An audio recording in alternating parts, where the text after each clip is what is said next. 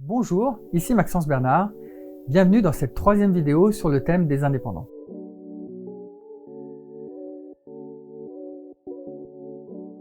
Alors aujourd'hui, je vais vous parler des statuts pour vous lancer en tant qu'indépendant. Alors si tu souhaites te lancer, tu es sans doute, comme beaucoup d'entre nous, confronté à un choix.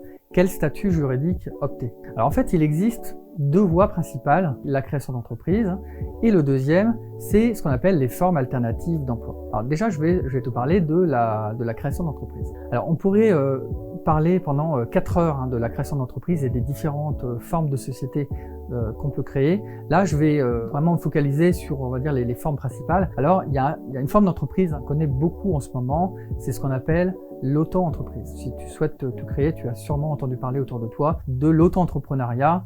Maintenant, on parle de micro-entreprise. Donc, être auto-entrepreneur, c'est ultra simple. En quelques clics sur le portail auto-entrepreneur, on peut s'immatriculer, on a un numéro de SIRET et on peut commencer à facturer les prestations. Alors, il faut savoir que l'auto-entreprise, c'est très bien pour démarrer, mais par contre, il y a un certain nombre de contraintes de plafond de chiffre d'affaires, par exemple. Tu vas être rapidement limité. Si tu factures beaucoup, rapidement, tu vas atteindre le plafond. Et la deuxième contrainte que tu peux avoir, c'est le fait d'avoir des clients qui vont potentiellement refuser ton statut. Si par exemple, tu t'adresses à des grands comptes, il y a beaucoup de grandes entreprises qui ne veulent pas travailler directement avec des micro-entrepreneurs. Ensuite, il y a ce qu'on appelle les entreprises individuelles. Donc en fait, c'est la même chose que l'auto-entrepreneur, sauf que c'est une façon un peu plus complexe de gérer. En entreprise individuelle, tu n'as plus le volet social qui est simplifié. Donc du coup, tu as des obligations, notamment des obligations comptables qui vont s'ajouter, et puis tu vas avoir un petit peu plus d'obligations et de tâches administratives. Donc ça, c'est une voie, on va dire, un peu intermédiaire. Par contre, gros point noir de cette forme de société, c'est que ton patrimoine personnel est le même que le patrimoine de ton entreprise. Donc tu peux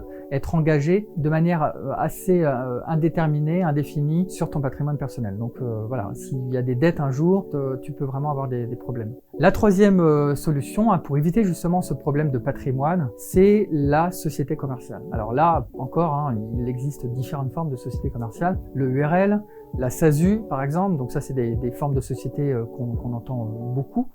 Chacune a ses avantages et ses inconvénients.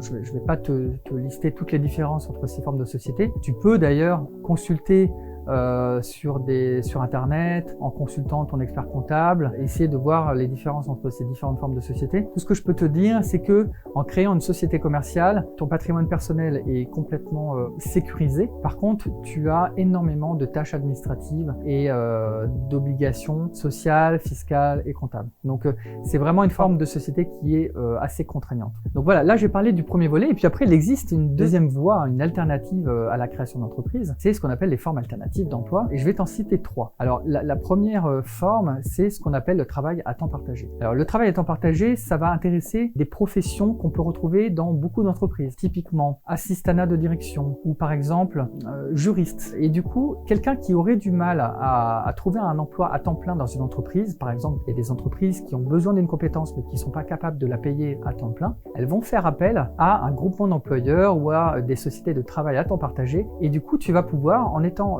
dans cette formule-là, travailler par exemple le lundi dans une entreprise A, le mardi dans une entreprise B, et par exemple le jeudi dans une entreprise C. Et du coup, ça te permet d'avoir plusieurs clients et de diversifier ton travail. Voilà. Donc ça, c'est la première voie. La deuxième voie, c'est ce qu'on appelle les coopératives d'activité d'emploi, les CAE. Et en fait, en étant en CAE, tu peux te lancer, tu bénéficies d'un appui, d'un accompagnement par la CAE. Par contre, il y a des contraintes liées au fait que tu vas devoir t'engager dans la CAE et participer au pilotage de la CAE. On va te demander à terme de devenir actionnaire de la CAE, qui peut du coup être assez engageant pour certaines personnes. Et puis après, il existe donc la troisième voie, c'est-à-dire ce qu'on fait nous, le portage salarial, qui te permet de te lancer en toute sécurité et le plus simplement possible. Voilà, donc j'espère que cette vidéo t'a intéressé. On va aborder dans les prochaines vidéos d'autres concepts.